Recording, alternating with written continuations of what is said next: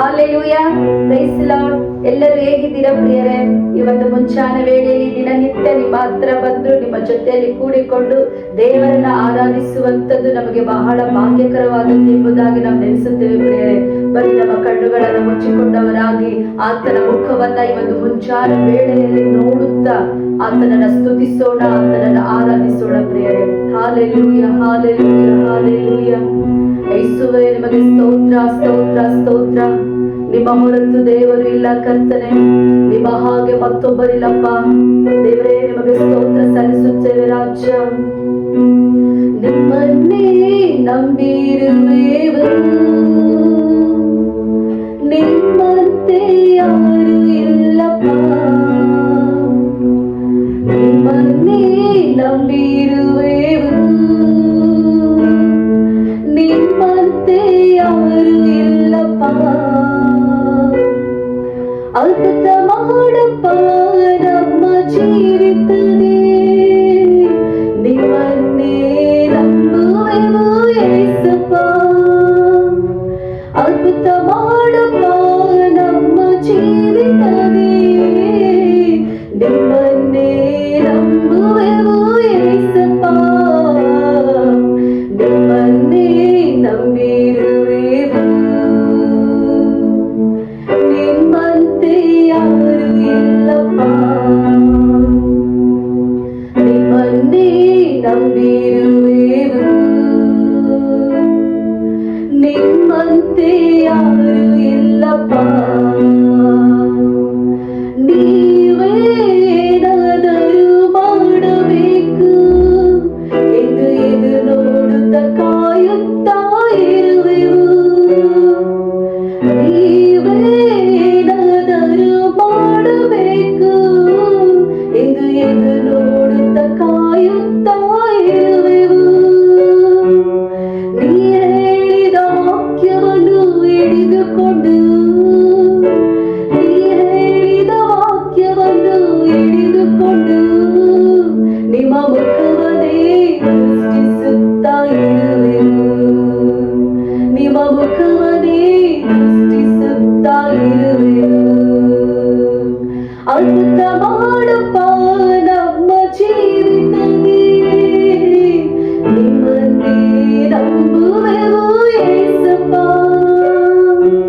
ಅದ್ಭುತ ಮಾಡಪ್ಪ ನಮ್ಮ ಜೀವಿತನೇ, ನಿಮ್ಮನ್ನೇ ನಂಬುವೆವು ಯೇಸಪ್ಪ. ನಿಮ್ಮನ್ನೇ ನಂಬಿರುವೆವು, ನಿಮ್ಮಂತೆ ಯಾರು ಇಲ್ಲಪ್ಪ. ನಿಮ್ಮನ್ನೇ ನಂಬಿರುವೆವು, ನಿಮ್ಮಂತೆ ಯಾರು ಇಲ್ಲಪ್ಪ. ನಿಮ್ಮನ್ನೇ ನಂಬಿರುವೆವು, ನಿಮ್ಮಂತೆ ಯಾರು ಇಲ್ಲಪ್ಪ. ಹೌದು ಕರ್ತನೆ, ಒಂದು ಮುಂಚಾನೆ ವೇಳೆಯಲ್ಲಿ ನಮ್ಮನ್ನ ವೀಕ್ಷಿಸ್ತಿರುವಂತ ಜನರು ನಾವು ಕೂಡ ಕರ್ತನೆ ನಂಬುತ್ತೇವೆ. ನೀವೇ ಏನಾದರೂ ನಮ್ಮ ಜೀವಿತದಲ್ಲಿ ಮಾಡಬೇಕು, ನೀವೇ ಏನಾದರೂ ನಮ್ಮ ಕುಟುಂಬದಲ್ಲಿ ಮಾಡಬೇಕು, ನೀವೇ ಏನಾದರೂ ನಮ್ಮ ಮಕ್ಕಳ ಜೀವಿತದಲ್ಲಿ, ದೇವರೇ ನಮ್ಮ ಒಂದು ಸಂಬಂಧದಲ್ಲಿ ಕರ್ತನೆ ರಾಜ ನೀವು ಕಾರ್ಯವನ್ನ ಮಾಡಬೇಕು ಕರ್ತನೆ. ಮುಂದುವರೆದು ನಿಮ್ಮ ವಾಕ್ಯವನ್ನು ನಾವು ಧ್ಯಾನಿಸುವಾಗ ಪರಿಶುದ್ಧಾತ್ಮ ದೇವರೇ ನೀವು ಕರ್ತನೆ ನಮ್ಮೊಟ್ಟಿಗೆ ಮಾತನಾಡಪ್ಪ. ದಿನನಿತ್ಯ ಕರ್ತನೆ ನಮ್ಮ ವಾಕ್ಯ ನಾವು ಧ್ಯಾನಿಸುವಾಗ ನಮ್ಮನ್ನ ವೀಕ್ಷಿಸುವಂತ ಜನರನ್ನ ನಾವು ನಂಬುತ್ತೇವೆ ಅಪ್ಪ. ಈ ಒಂದು ವಾಕ್ಯಗಳಿಂದ ಅವರ ಜೀವಿತವನ್ನ ಅವರನ್ನ ನೀವು ಕಟ್ಟುತ್ತಾ ಇದ್ದೀರಾ, ಅವರನ್ನ ಬಲಪಡಿಸ್ತಾ ಇದ್ದೀರಾ. ಅದಕ್ಕಾಗಿ ನಿಮಗೆ ಸ್ತೋತ್ರವನ್ನ ಸಲ್ಲಿಸುತ್ತೇವಪ್ಪ. ಎಲ್ಲ ಘನಮಾನ ಮಹಿಮೆಯನ್ನು ನಿಮಗೆ ಮಾತ್ರ ಸಲ್ಲಿಸುತ್ತಾ ಯೇಸುವಿನ ನಾಮದಲ್ಲಿ ಪ್ರಾರ್ಥಿಸಿದ್ದೇವೆ ನಮ್ಮ ಪರಲೋಕದ ತಂದೆ, ಆಮೆನ್. ಹಾಲೆಲೂಯಾ. ಬನ್ನಿ ಪ್ರಿಯರೇ, ಮುಂದುವರೆದು ನಾವು ದೇವರ ವಾಕ್ಯವನ್ನು ಧ್ಯಾನಿಸಿಕೊಳ್ಳೋಣ. ಜ್ಞಾನೋಕ್ತಿಗಳು 22ನೇ ಅಧ್ಯಾಯದ 24ನೇ ವಚನ. ಜ್ಞಾನೋಕ್ತಿಗಳು 22ನೇ ಅಧ್ಯಾಯದ 24ನೇ ವಚನ. ಎಲ್ಲರೂ ಸೇರಿ ಓದಿಕೊಳ್ಳೋಣ. ಕೋಪಿಷ್ಠನ ಸಂಗಡ ಸ್ನೇಹ ಬೆಳೆಸಬೇಡ, ಸಿಟ್ಟುಗಾರನ ಸಹವಾಸ ಮಾಡಬೇಡ. ಇಲ್ಲಿ ದೇವರ ವಾಕ್ಯ ಜ್ಞಾನೋಕ್ತಿ ಬರೆದಂತ ಪುಸ್ತಕದಲ್ಲಿ ನಾವು ಓದಿಕೊಳ್ತೇವೆ. ಸೊಲೊಮೋನನು ಅವನು ಈ ಒಂದು ಪುಸ್ತಕವನ್ನು ಬರೀತಾ ಇದ್ದಾನೆ ಪ್ರಿಯರೇ. ಅವನು ಹೇಳ್ತಾ ಇದ್ದಾನೆ, ಕೋಪಿಷ್ಠನ ಸಂಗಡ ನೀನು ಸ್ನೇಹವನ್ನ ಬೆಳೆಸಬೇಡ, ಸಿಟ್ಟುಗಾರನ ಸಹವಾಸವನ್ನ ನೀನು ಮಾಡಬೇಡ ಎಂಬುದಾಗಿ.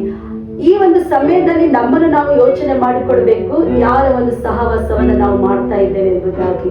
ಹಾಲೆಲೂಯಾ. ಈ ಒಂದು ಅನೇಕ ಜನರು, ತಂದೆ ತಾಯಿಗಳು ನಾವು ಹೇಳೋದನ್ನ ನೋಡ್ತೇವೆ, ನನ್ನ ಮಕ್ಕಳು ಅವರ ಸಹವಾಸವನ್ನ ಮಾಡಿ ಕುಡುಕುತನವನ್ನ ಕಲಿತುಕೊಂಡ್ರ, ನನ್ನ ಮಗಳು ಅವಳ ಒಂದು ಸಹವಾಸವನ್ನ ಮಾಡಿ ಒಂದು ದುಷ್ಟ ಚಟವನ್ನ ಕಲಿತುಕೊಂಡ್ಳು, ನನ್ನ ಗಂಡ ಅವನ ಸಹವಾಸವನ್ನ ಮಾಡಿ ಕೆಟ್ಟ ಚಟಗಳನ್ನ, ಕೆಟ್ಟ ಸ್ನೇಹಿತರ ಸಹವಾಸಗಳನ್ನ, ಕುಡುಕುತನವನ್ನ, ಸಿಗರೇಟ್ ಸೇದುವುದನ್ನ, ತಂಬಾಕು ತಿನ್ನುವುದನ್ನ ಅವನು ಕಲಿತುಕೊಂಡ ಎಂಬುದಾಗಿ ಅನೇಕ ಜನರು ಈ ಒಂದು ದಿನದಲ್ಲಿ ಹೇಳುವುದು ಉಂಟು ಪ್ರಿಯರೇ. ನನ್ನ ಮಗ ಅವನ ಸಹವಾಸವನ್ನ ಮಾಡದೆ ಇದ್ದಿದ್ರೆ ಈ ದಿನ ನನ್ನ ಮಗ ಒಳ್ಳೆ ಜೀವಿತವನ್ನ ಜೀವಿಸ್ತಾ ಇದ್ದ ಎಂಬುದಾಗಿ ಅನೇಕ ಜನರು ಹೇಳುವುದು ಉಂಟು ಪ್ರಿಯರೇ. ಹಾಲೆಲೂಯಾ. ದೇವರ ವಾಕ್ಯದಲ್ಲಿ ನಾವು ಓದಿಕೊಳ್ಳುತ್ತೇವೆ, ನಾವು ಯಾರ ಸಹವಾಸವನ್ನ ಮಾಡಬೇಕು, ಯಾರ ಸಹವಾಸವನ್ನ ನಾವು ಮಾಡಬಾರದು ಎಂಬುದಾಗಿ ದೇವರ ವಾಕ್ಯದಲ್ಲಿ ನಾವು ನೋಡಿಕೊಳ್ತೇವೆ ಪ್ರಿಯರೇ. ಹಾಲೆಲೂಯಾ. ಅನೇಕ ಸಹವಾಸಗಳಿಂದ ಅನೇಕ ಸಂಗತಿಗಳನ್ನ ನಾವು ಕಲಿತುಕೊಳ್ಳುತ್ತೇವೆ. ಕನ್ನಡದಲ್ಲಿ ಒಂದು ಗಾದೆ ಉಂಟು, ಸಹವಾಸದಿಂದ ಸನ್ಯಾಸಿ ಕೆಟ್ಟ ಎಂಬುದಾಗಿ. ಹಾಲೆಲೂಯಾ. ನಮ್ಮಲ್ಲಿ ಆ ಒಂದು ಗುಣಗಳು ಇರುವುದಿಲ್ಲ, ನಮ್ಮಲ್ಲಿ ಕೆಟ್ಟ ಸ್ವಭಾವಗಳು ಇರುವುದಿಲ್ಲ. ಆದ್ರೆ ಬೇರೆಯವರನ್ನ ನೋಡುವಾಗ, ಬೇರೆಯವರ ಜೊತೆಯಲ್ಲಿ ನಾವು ಇರುವಾಗ ಅಂತ ಸ್ವಭಾವಗಳು, ಅಂತ ಗುಣಗಳು, ಅಂತ ಒಂದು ಕೆಟ್ಟ ಚಟಗಳನ್ನ ನಾವು ಕಲಿತುಕೊಳ್ತೇವೆ ಪ್ರಿಯರೇ. ಹಾಲೆಲೂಯಾ. ಅನೇಕ ಬಾರಿ ನಮಗೆ ಈ ರೀತಿಯಾಗಿ ಅನಿಸ್ತದೆ, ಅಯ್ಯೋ ಅವರ ಸಹವಾಸವನ್ನ ಮಾಡಿ ನನ್ನ ಮುಂದಿನ ಜೀವಿತವನ್ನೇ ನಾನು ಹಾಳು ಮಾಡ್ಕೊಂಡ್ಬಿಟ್ಟಲ್ಲ, ಕೆಟ್ಟು ಹೋದ ಮೇಲೆ ನಾವು ಆ ರೀತಿಯಾಗಿ ಯೋಚನೆ ಮಾಡ್ತೇವೆ ಪ್ರಿಯರೇ. ಹಾಲೆಲೂಯಾ. ಅನೇಕ ಬಾರಿ ನಮ್ಗೆ ಗೊತ್ತಾಗುವುದಿಲ್ಲ ಅವರು ಹೊರಗೆ ಹೇಗಿದ್ದಾರೆ, ಒಳಗೆ ಯಾವ ರೀತಿಯಲ್ಲಿ ಇದ್ದಾರೆ ಎಂಬುದಾಗಿ ಅವರ ಒಂದು ನಮಗೆ ಗೊತ್ತಿಲ್ಲದಂತ ಸಮಯದಲ್ಲಿ ಅವರ ಸಹವಾಸವನ್ನ ನಾವು ಮಾಡ್ಲಿಕ್ಕೆ ಹೋಗ್ತೇವೆ. ಹಾಲೆಲೂಯಾ. ದೇವರ ವಾಕ್ಯ ಸ್ಪಷ್ಟವಾಗಿ ಬರೆಯಲ್ಪಟ್ಟಿದೆ, ನೀನು ಕೋಪಿಷ್ಠನ ಸಂಗಡ ಸಹವಾಸ ಮಾಡುವುದಾಗಿದ್ರೆ, ಯಾರು ಜಗಳ ಮಾಡ್ತಾರೆ, ಯಾರು ಬೈತಾರೆ, ಯಾರು ಕುಡಿತಾರೆ, ಯಾರು ಕೆಟ್ಟ ಅಭ್ಯಾಸದಲ್ಲಿ ಇದ್ದಾರೆ, ಯಾರು ಸಿನಿಮಾ ನೋಡ್ತಾರೆ, ಯಾರು ಧಾರಾವಾಹಿಗಳನ್ನ ನೋಡ್ತಾರೆ, ಇಂಥದೆಲ್ಲ ಕಾರ್ಯಗಳು, ಯಾರು ಒಂದು ವ್ಯಭಿಚಾರವನ್ನ ಮಾಡ್ತಾ ಇದ್ದಾರೆ, ಯಾರು ಅಶ್ಲೀಲವಾದಂತ ಕಾರ್ಯಗಳನ್ನ ನೋಡ್ತಾ ಇದ್ದಾರೋ ಅವರ ಸಹವಾಸಗಳನ್ನ ನಾವು ಒಂದು ದಿನದಲ್ಲೇ ನಾವು ಒಂದು ವಾರ, ಒಂದು 15 ದಿನ ಅವರ ಜೊತೆಲಿ ಇದ್ವಿ ಅಂತಂದ್ರೆ ಆಟೋಮೆಟಿಕ್ ಆಗಿ ನಮ್ಮಲ್ಲಿ ಇರುವಂತ ಗುಣಗಳು, ನಮ್ಮಲ್ಲಿ ಇರುವಂತ ಒಳ್ಳೆ ಸ್ವಭಾವಗಳನ್ನ ನಾವು ಬಿಟ್ಬಿಟ್ಟು ಅವರ ಸ್ವಭಾವಗಳನ್ನ ನಾವು ಹೊಂದ್ಕೊಳ್ತೇವೆ. ಅವರ ಹಾಗೆ ಮಾತನಾಡುವುದಕ್ಕೆ ನಮ್ಮ ಆಟೋಮೆಟಿಕ್ ಆಗಿ ಅದು ಬಂದ್ಬಿಡ್ತದೆ. ಅವರ ಹಾಗೆ ನೋಡುವುದನ್ನ ಆಟೋಮೆಟಿಕ್ ಆಗಿ ಬರ್ತದೆ. ಅವರು ಮೊಬೈಲ್ ಅನ್ನ ಹೆಚ್ಚಾಗಿ ನೋಡ್ತಾ ಇರುವುದಾಗಿದ್ರೆ, ಅವರ ಜೊತೆಯಲ್ಲಿ ನಾವು ಇರುವುದಾಗಿದ್ರೆ ಆಟೋಮೆಟಿಕ್ ಆಗಿ ನಮಗೆ ಆ ಒಂದು ಮೊಬೈಲ್ಗಳನ್ನ ನೋಡುವಂತ ಚಟ ನಮಗೆ ಬಂದ್ಬಿಡ್ತದೆ ಪ್ರಿಯರೇ. ಹಾಲೆಲೂಯಾ. ಸಿಟ್ಟುಗಾರನ ಸಹವಾಸವನ್ನ ನೀನು ಮಾಡಬೇಡ. ಯಾರು ಸಿಟ್ಟು ಮಾಡ್ತಾರೆ, ಯಾರು ಕೋಪ ಮಾಡ್ಕೊಳ್ತಾರೆ, ಯಾರು ಜಗಳ ಮಾಡ್ತಾರೆ, ಯಾರು ವಂಚಿಸ್ತಾರೆ, ಯಾರು ಮೋಸ ಮಾಡ್ತಾರೆ, ಯಾರು ಕಳ್ಳತನ ಮಾಡ್ತಾರೆ, ಇಂಥವರ ಸಹವಾಸವನ್ನ ನೀನು ಮಾಡಬೇಡ. ಇಂಥವರ ಸಹವಾಸವನ್ನ ಮಾಡಿದ್ರೆ ಅದೇ ಸ್ವಭಾವಗಳನ್ನ ನಾವು ಕೂಡ ಕಲಿತುಕೊಳ್ತೇವೆ ಪ್ರಿಯರೇ. ಅದೇ ಸ್ವಭಾವಗಳು ಆಟೋಮೆಟಿಕ್ ಆಗಿ ನಮ್ಮ ಜೀವಿತದಲ್ಲಿ ಅದು ಬಂದ್ಬಿಡ್ತದೆ ಪ್ರಿಯರೇ. ಹಾಲೆಲೂಯಾ. ಹನೋಕನ ಬಗ್ಗೆ ಆದಿಕಾಂಡ 5ನೇ ಅಧ್ಯಾಯದಲ್ಲಿ ನಾವು ಓದಿಕೊಳ್ತೇವೆ. ಹನೋಕನು 300 ವರ್ಷ ದೇವರ ಒಂದು ಅನ್ಯೋನ್ಯತೆಯಲ್ಲಿ ಇದ್ದನು ಎಂಬುದಾಗಿ ದೇವರ ವಾಕ್ಯದಲ್ಲಿ ಓದ್ಕೊಳ್ತೇವೆ. ಯಾಕಂದ್ರೆ ಹನೋಕನಿಗೆ ಹೆಂಡತಿ ಇರ್ಲಿಲ್ವಾ, ಹನೋಕನಿಗೆ ಮಕ್ಕಳು ಇರ್ಲಿಲ್ವಾ, ಹನೋಕನಿಗೆ ವ್ಯವಸಾಯ ಮಾಡುವುದಕ್ಕೆ ಹೊಲ ಇರ್ಲಿಲ್ವಾ, ಹನೋಕನಿಗೆ ಎಷ್ಟೋ ಕಾರ್ಯಗಳು, ತನ್ನ ಕೆಲಸಗಳು, ತನ್ನ ಸಂಬಂಧಗಳು, ತನ್ನ ಕುಟುಂಬ, ತನ್ನ ಜೀವಿತ ಇದೆಲ್ಲ ಇದ್ದಾಗ್ಯೂ ಕೂಡ ದೇವರ ಜೊತೆಯಲ್ಲಿ, ದೇವರ ಒಂದು ಅನ್ಯೋನ್ಯತೆಯಲ್ಲಿ, ದೇವರ ಒಂದು ಸಹವಾಸದಲ್ಲಿ ಅವನು ಜೀವಿಸಿದನು. 1 ದಿನ ಅಲ್ಲ, 2 ವರ್ಷ ಅಲ್ಲ, 1 ವರ್ಷ ಅಲ್ಲ, 6 ತಿಂಗಳಲ್ಲ, 30 ವರ್ಷ ಅಲ್ಲ, 40 ವರ್ಷ, 100 ವರ್ಷ ಅಲ್ಲ, ಆದ್ರೆ 300 ವರ್ಷ. ನೀವು ಈ ಒಂದು ಸಮಯದಲ್ಲಿ ಒಂದು ವಾಕ್ಯವನ್ನು ಕೇಳಿಸಿಕೊಳ್ತಾ ಇರುವಾಗ ನಿಮ್ಮನ್ನು ನೀವು ವಿಚಾರ ಮಾಡಿಕೊಳ್ರಿ, ನಾನು ಯಾರ ಸಹವಾಸವನ್ನ ಮಾಡ್ತಾ ಇದ್ದೇನೆ, ನಾನು ಯಾರ ಜೊತೆಯಲ್ಲಿ ಇದ್ದೇನೆ, ನಾನು ಯಾರ ಜೊತೆಯಲ್ಲಿ ನಡೀತಾ ಇದ್ದೇನೆ. ಆತ್ಮಿಕವಾದಂತ ಜನರ ಜೊತೆಯಲ್ಲಿ ನಾವು ಇರುವುದಾಗಿದ್ರೆ, ಪ್ರಾರ್ಥನೆ ಮಾಡುವಂತ ಜನರ ಜೊತೆಯಲ್ಲಿ ನಾವು ಇರುವುದಾಗಿದ್ರೆ ಪ್ರಾರ್ಥನೆ ಮಾಡುವುದನ್ನ ನಾವು ಕಲಿತುಕೊಳ್ತೇವೆ. ಯಾರೆಲ್ಲ ವಾಕ್ಯಗಳನ್ನ ಕೇಳಿ ವಾಕ್ಯವನ್ನ ಓದಿ ಅದರ ಪ್ರಕಾರ ನಡೀತಲೋ ಅವರ ಜೊತೆಲಿ ನಾವು ಇರುವುದಾಗಿದ್ರೆ ನಾವು ಪ್ರಾರ್ಥನೆಯನ್ನ ಕಲಿತುಕೊಳ್ತೇವೆ, ವಾಕ್ಯವನ್ನ ಓದುವುದನ್ನ ಕಲಿತುಕೊಳ್ತೇವೆ, ದೇವರಿಗೆ ಭಯ ಭಕ್ತಿ ಉಳ್ಳವರಾಗಿ ನಾವು ನಡೆಯುವುದನ್ನ ನಾವು ಕಲಿತುಕೊಳ್ತೇವೆ ಪ್ರಿಯರೇ. ಹಾಲೆಲೂಯಾ. ದೇವರ ಜೊತೆಯಲ್ಲಿ ಹನೋಕನು 300 ವರ್ಷ ಅವರ ದೇವರ ಒಂದು ಅನ್ಯೋನ್ಯತೆಯಲ್ಲಿ, ದೇವರ ಒಂದು ಸಹವಾಸದಲ್ಲಿ ಅವರು ಜೀವಿಸಿದನು ಪ್ರಿಯರೇ. ಹಾಲೆಲೂಯಾ. ನಾವು ಲೋಕದಲ್ಲಿ ಅನೇಕ ಸಂಗತಿಗಳು ನಮ್ಮನ್ನ ಪ್ರೇರೇಪಣೆ ಮಾಡ್ತವೆ, ನಮ್ಮನಿಗೆ ಪಾಪದಲ್ಲಿ ಬೀಳಿಸ್ತವೆ. ಅದರ ಒಂದು ಸಹವಾಸವನ್ನ ಮಾಡದೆ ನಾವು ಆರಿಸಿಕೊಳ್ಳಬೇಕು, ನಾವು ಯಾವ ವ್ಯಕ್ತಿಯ ಜೊತೆಲಿ ನಾವು ನಿಂತುಕೊಳ್ಬೇಕು, ಯಾವ ವ್ಯಕ್ತಿಯ ಜೊತೆಲಿ ನಾವು ಮಾತನಾಡಬೇಕು, ಯಾವ ವ್ಯಕ್ತಿಯ ಜೊತೆಲಿ ನಾವು ಇರಬೇಕು, ಯಾರ ಸಹವಾಸವನ್ನ ಮಾಡಬೇಕು ಎಂಬುದನ್ನ ನಾವು ಆರಿಸಿಕೊಳ್ಳಬೇಕಾಗಿದೆ ಪ್ರಿಯರೇ. ಹಾಲೆಲೂಯಾ. ಅನೇಕ ಬಾರಿ ನಾವು ಬೇರೆ ಸಹವಾಸಗಳನ್ನ ಮಾಡಿನೇ ನಮ್ಮ ಜೀವಿತಗಳನ್ನ ನಾವು ಹಾಳು ಮಾಡಿಕೊಳ್ತಾ ಇದ್ದೇವೆ. ಹಾಲೆಲೂಯಾ. ಈ ದಿನ ನಾನು ನಿಮಗೆ ಎಂಕರೇಜ್ ಪಡಿಸುವುದೇನಂತಂದ್ರೆ, ಈ ಲೋಕದ ಜನರ ಜೊತೆಯಲ್ಲಿ ಈ ಒಂದು ಕೆಟ್ಟ ಅಭ್ಯಾಸ ಇರುವಂತ ಜನರ ಸಹವಾಸವನ್ನ ನಾವು ಮಾಡುವುದು ಬೇಡ. ಆದ್ರೆ ನಮ್ಮ ತಂದೆಯಾದಂತ ಯೇಸುವಿನ ನಾವು ಸಹವಾಸವನ್ನ ಮಾಡೋಣ ಪ್ರಿಯರೇ. ಯೇಸು ಸ್ವಾಮಿ ಜೊತೆಯಲ್ಲಿ ನಾವು ಕೂತುಕೊಳ್ಳುವುದನ್ನ ನಾವು ಅಭ್ಯಾಸ ಮಾಡಿಕೊಳ್ಳೋಣ, ಪ್ರಾರ್ಥನೆ ಮಾಡುವುದನ್ನ ನಾವು ಅಭ್ಯಾಸ ಮಾಡಿಕೊಳ್ಳೋಣ, ವಾಕ್ಯವನ್ನ ಓದುವುದನ್ನ ನಾವು ಅಭ್ಯಾಸ ಮಾಡಿಕೊಳ್ಳೋಣ, ವಾಕ್ಯವನ್ನ ಕೇಳಿಸಿಕೊಳ್ಳುವಂತದನ್ನ ನಾವು ಅಭ್ಯಾಸ ಮಾಡಿಕೊಳ್ಳೋಣ. ದೇವರ ಜೊತೆಯಲ್ಲಿ, ದೇವರ ಸಹವಾಸದಲ್ಲಿ ನಾವು ಇರುವುದಾಗಿದ್ರೆ ನಮ್ಮ ಗುಣಗಳು ಬದಲಾಗ್ತದೆ, ನಮ್ಮ ಜೀವಿತಗಳು ಬದಲಾಗ್ತದೆ, ನಾವು ಮಾರ್ಪಡ್ತೇವೆ ಪ್ರಿಯರೇ. ಹಾಲೆಲೂಯಾ. ಯಾರು ದೇವರ ಸಹವಾಸವನ್ನ ಮಾಡುವುದಿಲ್ವೋ ಅವರು ಕೆಟ್ಟ ಅಭ್ಯಾಸಗಳನ್ನ ಅವರು ಜೀವಿಸ್ತಾರೆ ಪ್ರಿಯರೇ. ಆದ್ರೆ ನಾವು ನಮ್ಮ ಒಂದು ಸಂಬಂಧವನ್ನ, ನಮ್ಮ ಒಂದು ಅನ್ಯೋನ್ಯತೆಯನ್ನ, ನಮ್ಮ ಒಂದು ಸಹವಾಸವನ್ನ ಯೇಸು ಸ್ವಾಮಿಯ ಜೊತೆಲಿ ಇಟ್ಟುಕೊಳ್ಳೋಣ ಪ್ರಿಯರೇ. ಯೇಸು ಸ್ವಾಮಿಯ ಜೊತೆಲಿ ನಾವು ಇಟ್ಟುಕೊಳ್ಳುವುದಾಗಿದ್ರೆ ದೇವರ ಗುಣಗಳು ನಮ್ಮಲ್ಲಿಗೆ ಬರ್ತದೆ ಪ್ರಿಯರೇ. ಹಾಲೆಲೂಯಾ. ದೇವರ ಸ್ವಭಾವಗಳು ನಮಗೆ ಬರ್ತದೆ, ದೇವರ ಮನಸ್ಸನ್ನ ನಾವು ಹೊಂದಿಕೊಳ್ಳುತ್ತೇವೆ. ದೇವರು ಯಾವ ರೀತಿಯಾಗಿ ಪ್ರಾರ್ಥನೆ ಮಾಡ್ತಾರೋ ಆ ಒಂದು ಪ್ರಾರ್ಥನೆಯ ಆತ್ಮ ನಮ್ಮ ಒಳಗೆ ಬರ್ತದೆ ಪ್ರಿಯರೇ. ಹಾಲೆಲೂಯಾ. ಅನೇಕ ದೇವ ಸೇವಕರುಗಳು ಆರಾಧನೆ ಮುಗಿದ ಮೇಲೆ, ವಾಕ್ಯ ಮುಗಿದ ಮೇಲೆ ಅಂತ್ಯ ಆಶೀರ್ವಾದ ಕೊಡುವಾಗ ಅವರು ಒಂದು ಮಾತನ್ನ ಹೇಳ್ತಾರೆ ಪ್ರಿಯರೇ. ಆ ಮಾತು ಏನಂತಂದ್ರೆ, ಪವಿತ್ರಾತ್ಮನ ಸಹವಾಸ ಇಂದಿಗೂ ಎಂದಿಗೂ ಯಾವಾಗಲೂ ನಿಮ್ಮ ಜೊತೆಲಿ ಇರಲಿ ಎಂಬುದಾಗಿ ಅವರು ಒಂದು ಮಾತನ್ನ ಹೇಳ್ತಾರೆ ಪ್ರಿಯರೇ. ಯಾಕೆ ಈ ಒಂದು ಮಾತನ್ನ ಹೇಳ್ತಾರೆ? ಪವಿತ್ರಾತ್ಮನ ಸಹಾಯ ನಮಗೆ ಬೇಕು, ಪವಿತ್ರಾತ್ಮನ ಸಹವಾಸ, ಪವಿತ್ರಾತ್ಮನ ಒಂದು ಸಂಗಡ ಇರುವಂತದ್ದು ನಮಗೆ ಬೇಕು.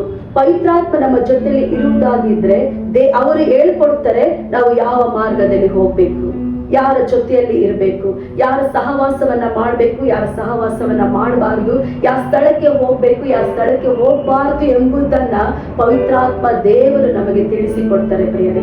ನಾನು ಈ ಒಂದು ವಾಕ್ಯದ ಮೂಲಕ ನಿಮ್ಮನ್ನ ಎಂಕರೇಜ್ ಪಡಿಸುವುದೇನಂತಂದ್ರೆ, ಇಷ್ಟು ದಿನ ನಿಮ್ಮ ಜೀವಿತ ಹೇಗಾಯ್ತು ಆಗಿ ಹೋಯ್ತು, ಆದ್ರೆ ಇನ್ನು ಮುಂದೆ ನೀವು ಆರಿಸಿಕೊಳ್ರಿ, ನಾನು ಒಳ್ಳೆಯವರನ್ನ ಆರಿಸಿಕೊಳ್ತೇನೆ, ಒಳ್ಳೆಯವರ ಸಹವಾಸವನ್ನ ಮಾಡ್ತೇನೆ, ಆತ್ಮಿಕದಲ್ಲಿ ಇರುವಂತ ಜನರ ಜೊತೆಯಲ್ಲಿ ನನ್ನ ಸ್ನೇಹವನ್ನು ನಾನು ಬೆಳೆಸ್ತೇನೆ, ಸೇವಕರ ಒಂದು ಸಹವಾಸವನ್ನ ನಾನು ಮಾಡ್ತೇನೆ.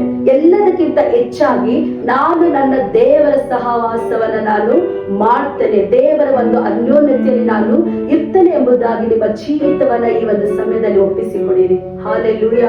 ಮುಂದುವರೆದು ನಾವು ಒಂದು ವಾಕ್ಯವನ್ನ ಹೇಳಿದ ಹಾಗೆ ನಾವು ಪ್ರಾರ್ಥನೆ ಮಾಡಿಕೊಳ್ಳೋಣ ಪ್ರಿಯರೇ. Hallelujah, hallelujah, hallelujah. ದೇವರೇ, ಇಷ್ಟು ದಿನಗಳು ಸ್ವಾಮಿ ನಮಗೆ ಗೊತ್ತಿದ್ದು ಗೊತ್ತಿಲ್ಲದೆ ಕರ್ತನೆ ಅನೇಕ ಜನರ ಸಹವಾಸಗಳನ್ನ ಮಾಡಿ ಕರ್ತನೆ ರಾಜ, ಅನೇಕ ಕೆಟ್ಟ ಹವ್ಯಾಸಗಳನ್ನ ಸ್ವಾಮಿ ನಮ್ಮ ಜೀವಿತದಲ್ಲಿ ನಾವು ಅಳವಡಿಸಿಕೊಂಡು ನಾವು ನಡೆದು ಕರ್ತನೆ, ದಯವಿಟ್ಟು ನಮ್ಮನ್ನ ಕ್ಷಮಿಸಪ್ಪ. ಇನ್ನು ಮುಂದೆ ಕರ್ತನೆ ಹನೋಕನ ಹಾಗೆ ನಿಮ್ಮ ಒಂದು ಸನ್ನಿಧಾನದಲ್ಲಿ ಕೂತುಕೊಳ್ಳುವಂಥದ್ದನ್ನ, ನಿಮ್ಮ ಜೊತೆಯಲ್ಲಿ ನಾವು ಇರುವಂಥದ್ದನ್ನ, ನಿಮ್ಮ ಸಹವಾಸವನ್ನ ನಾವು ಮಾಡುವಂಥದ್ದನ್ನ ಪರಿಶುದ್ಧಾತ್ಮ ದೇವರೇ ನೀವು ನಮಗೆ ಕಲಿಸಿಕೊಡ್ರಿ, ನೀವು ನಮಗೆ ತಿಳಿಸಿಕೊಡ್ರಿ, ನೀವು ನಮಗೆ ಆಲೋಚನೆ ಹೇಳಿಕೊಡಿ ಅಪ್ಪ.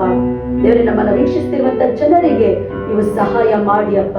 ನಮ್ಮ ಪ್ರಾರ್ಥನೆಗಳನ್ನ ಕೇಳಿ ನೀವು ಉತ್ತರವನ್ನು ಕೊಟ್ಟಿರುವುದಕ್ಕಾಗಿ ಸ್ತೋತ್ರವನ್ನು ಸಲ್ಲಿಸುತ್ತಾ, ಎಲ್ಲ ಘನಮಾನ ಮಹಿಮೆಯನ್ನು ನಿಮಗೆ ಮಾತ್ರ ಸಲ್ಲಿಸುತ್ತಾ, ಯೇಸುವೇ ನಿಮ್ಮ ಬಲವುಳ್ಳಂತ ನಾಮದಲ್ಲಿ ಪ್ರಾರ್ಥಿಸಿ ಬೇಡಿಕೊಂಡು ಹೊಂದಿದ್ದೇವೆ ನಮ್ಮ ಪರಲೋಕದ ತಂದೆ.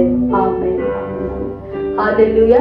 ದೇವರು ಈ ಒಂದು ವಾಕ್ಯದ ಮೂಲಕ ನಿಮ್ಮನ್ನು ಆಶ್ರಯಿಸಲಿ, ನಿಮ್ಮ ಜೀವಿತಗಳನ್ನ ಕಟ್ಟಲಿ, ನಿಮ್ಮ ಜೀವಿತಗಳನ್ನ ಬದಲಾಯಿಸಲಿ ಎಂಬುದಾಗಿ ನಾನು ಹಾರೈಸ್ತೇನೆ. ದೇವರು ನಿಮ್ಮ ಸಂಗಡ ಇರಲಿ. ಆಮೆನ್. God bless you.